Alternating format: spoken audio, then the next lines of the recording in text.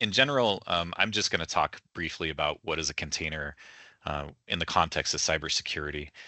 So first of all, isolated systems with individual file systems, processes, and network. And this is important to cybersecurity applications because when we're talking about zero trust and other types of technologies. One of the challenges that at least I was presented with is the lack of an environment in which the students can play around. There is no playground available.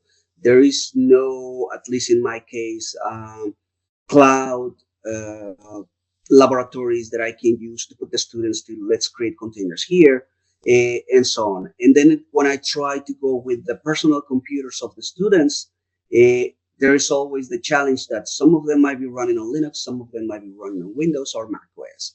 So on a traditional internship program, what are the potential disadvantages, or at least from my perspective, being at a community college in South Florida?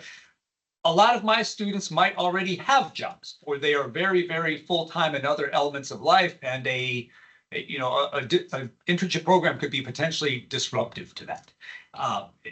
Additionally, if students are majoring in some of these, particularly hot fields, cybersecurity, or maybe, cloud, AI, do they already have skills that employers are looking for to pay? And at that point, am I asking students to take an unpaid or potentially low-paid internship program when they might be able to just go get full-time employment right away? I need to make sure that our students are learning from these three buckets, because I feel like the discipline of cybersecurity or network engineering, server development is a little bit different than maybe other skills where it's not necessarily defined, because we kind of have to have these three areas in mind. Not only us, but our students need to have that skill set or that mindset as they go out and work in the industry. So I'll talk about the objectives. So you'll kind of see to the right, there's some common myths about IT. We have talked to, you'll see the numbers here. We've talked to many, many, many young ladies. And the common myths that we hear are, well, I'm too creative to be in IT, or I can't code, so I'm not a coder. I'm not a programmer, so I can't be in IT. I'm a social person. I like to talk with people and work with people, so IT is just not for me. And we have had to do a lot of work in the space of teaching them what IT is, and that there definitely is a need for collaboration and creativity. And we have a graphic coming up towards the end that's really going to illustrate that. The cybersecurity poverty line isn't just about organizations and security teams that don't have a lot of money. It's a recognition that in order to do security adequately, not even well, not even as a best practice, you not only need an appropriate level of money, you need an appropriate level of expertise. You need to be able to influence your organization. So if the security team is buried 25 levels down in an IT organization, they just don't have the influence they need to be able to change the culture of an organization. And they just generically need to have good capability.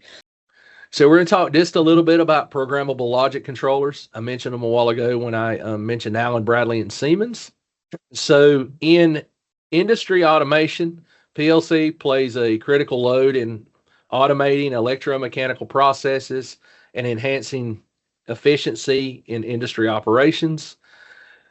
What a PLC does is it monitors inputs, and based on the change in an input, it controls an output.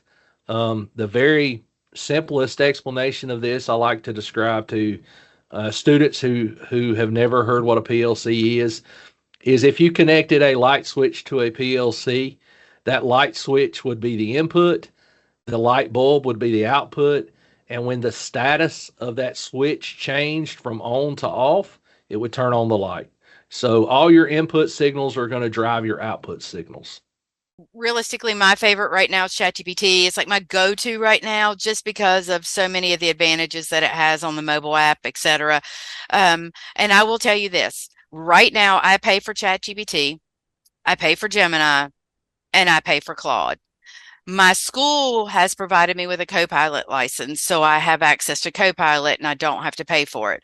But as I was thinking through this, it kept dawning on me that I pay $19 a month for a subscription of ChatGPT, the same for Gemini and the same for Claude. How $19.99 a month times 3 is little less than $60 a month. I cannot hire an assistant, teaching assistant in any capacity for $60 a month.